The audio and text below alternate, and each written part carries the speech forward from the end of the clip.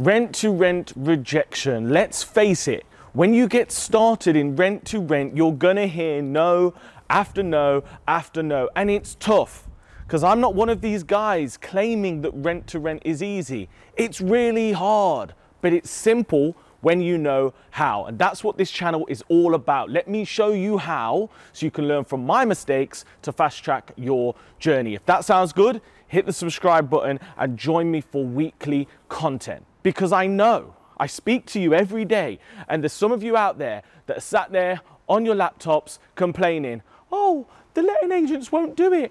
I think my area is not gonna work for rent to rent. It will work, all right? You just don't know how. So this is what I want you to do. Brace yourself, take a deep breath. Let's get your skin thick so you can take the rejection, you know how to overcome it, and we can get you some deals to get your cash flow up. Let's go. Let's discuss letting agents, because when you're brand new, the first thing you're going to do is go on Rightmove, see some properties available to let, and start calling agents. But the problem is, and you'll know this if you've done it, is agents are tough. They're hard. You're going to get constant no's and rejection, and most people just give up and quit. So how do you overcome it? Well, first things first, you do need the right script, all right? You do need to know exactly what you're saying. Now, there's two different ways of working with letting agents. The first is a direct approach where you call up and you say exactly what you're doing and you ask them if they've got any properties that would be open to it. The second is indirect, where all you're trying to do is secure the viewing, so then you're in the door and you can build rapport. Now, hey, wait. Now, you're still gonna get no's. You're still gonna get rejection. So how do you deal with that? Well, you need to understand that rent to rent is not for everyone. It's nothing personal, and you just need to try and push through the no's, because I promise you, when you get that one yes, it's gonna be way worth it when you're spending 5 grand to control a property instead of 50. So you just got to hang in there. So what happens if the letting agent just don't do company lets? Actually, legitimately, it's not you, it's them. Well, then you need to find a way to overcome that. And usually the way I would do that is I would go direct to the source, direct to vendor. So I would use letting agents' listings to find out which properties are available, but then I would just go direct to vendor. I would go direct to the landlord, cut out the middleman and go straight in. So how do you do that?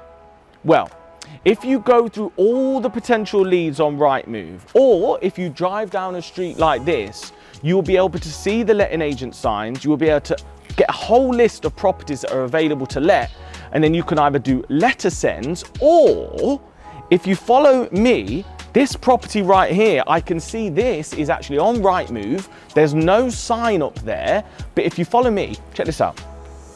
This property is actually clearly empty. And that basically means there's a huge opportunity, because I can post a note in here for the landlord, I can do a land reg search and send them a letter. And this landlord's likely to be motivated because their property is empty, all right? Nobody wants that, which either means that the letting agent's not doing their job, or the landlord maybe is not doing their job to get the property to a decent standard. Now, when I started, I was on these streets, I was banging these streets, having conversations. Since I've been stood here, I've seen 2 landlords, all right? There's so much opportunity, but you've got to be willing to get on the streets. So, all right, if the letting agents don't want to play ball, you go direct to vendor. Now, just because you're direct to landlord doesn't mean you're not going to get rejection, because you will do.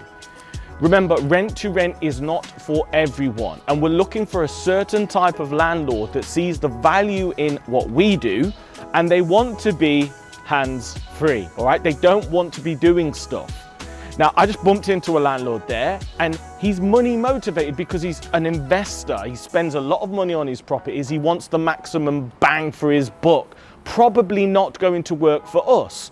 However, great relationships to build nonetheless. Maybe you could find tenants and just take a one-off fee and keep it moving, because at some point, every landlord is going to see the value in stepping back and doing nothing. But what happens if you find a landlord who's tired, been in the game 30 years, hasn't got the money or the time to improve the property? Then all of a sudden, you could have a great lead on your hands, and you could sign a deal and overcome any rejection and objections. So to summarize, rent-to-rent rejection is real. All right, there's not much you're going to be able to do about it. You just need to learn how to handle it, how to make sure that you stay on a high and you don't let these people stop you from getting your cash flow. Now, having said that, you need to make sure that you skill up. You know your scripts, you know your business, you know your offer, so that you fill the landlord and the agent with confidence.